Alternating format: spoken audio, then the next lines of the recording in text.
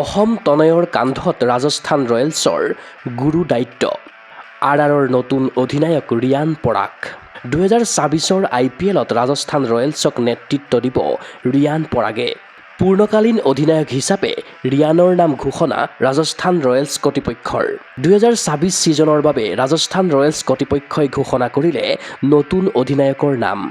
অসম সন্তান ৰিয়ান পৰাগক পূৰ্ণকালীন অধিনায়কৰ দায়িত্ব অৰ্পণ কৰিলে ৰাজস্থান ৰয়েলছে।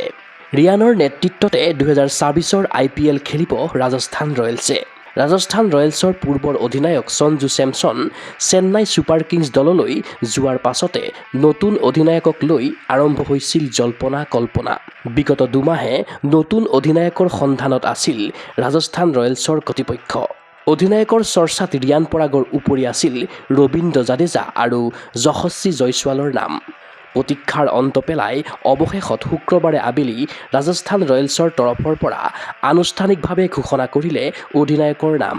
সেই অনুসৰি আৰৰ মেনেজমেণ্টে অধিনায়কৰ বাবে বাছনি কৰিলে ৰিয়ান পৰাগক। অৱশ্যে বিগত IPLত 8খনকৈ মেচত নেতৃত্ব দিয়াৰ অভিজ্ঞতাৰে পুষ্ট ৰিয়ান পৰাগ। 2019 চনৰ পৰাই ৰাজস্থান ৰয়েলছত চুক্তিবদ্ধ হৈ থকা ৰিয়ান এতিয়া দলটোৰ অন্যতম অভিজ্ঞ সদস্য।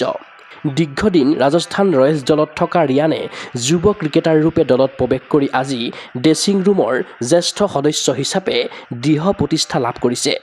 অধিনায়কৰ দায়িত্ব লাভ কৰি ৰিয়ানে কয় এনেদৰে, IPLত মোৰ প্ৰথম দিনটোৰ পৰাই আজিলৈকে ৰাজস্থান ৰয়েলছ মোৰ আপোন ঘৰ। দলে মোক সদায়ে পিছত থাকি আগুৱাই যোৱাৰ সাহস আৰু অনুপ্ৰেৰণা দি আহিছে।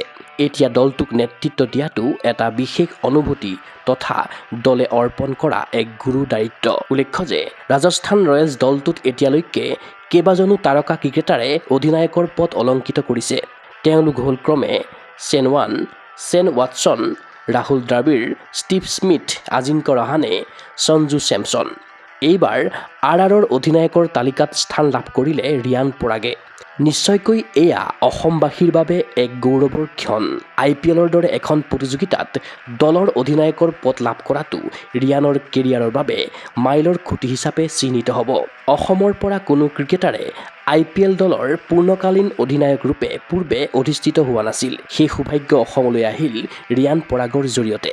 ক্ৰিকেট অনুৰাগীৰ আশা, অসম সন্তান ৰিয়ান পৰাগৰ নেতৃত্বত 2024 ছিজনত চেম্পিয়নৰ মুকুট পিন্ধক ৰাজস্থান ৰয়েলছে। বেটে বলে উজলি উঠক ৰাজস্থান ৰয়েলছৰ অধিনায়ক Riyan Parag. News desk report গগো স্পৰ্টছ NA। গুৱাহাটীৰ মাজমজিয়াত নৰ্থ ইষ্টৰ প্ৰথমখন এক্সক্লুচিভ মাৰ্চেল আৰ্টছ সামগ্ৰীৰ শ্ব'ৰুম তথা বিপণী Tirupati sports. Karate, wushu, taekwondo, boxing, jujitsu, pencak silat, judo আদি 7টাকৈ সমৰ কলা ইভেণ্টৰ ইউনিফৰ্ম আৰু প্ৰশিক্ষণৰ সামগ্ৰী ইয়াত উপলব্ধ। Tracksuit, jersey, martial arts medal, memento, trophy ক্ৰয় কৰিব পাৰিব পাইকাৰী মূল্যত। ফুটবল, ভলীবল, বাস্কেটবল, ক্ৰিকেট আদি ইভেণ্টৰ সামগ্ৰীৰ ছাপ্লাইৰ বাবে অৰ্ডাৰো লোৱা হয়।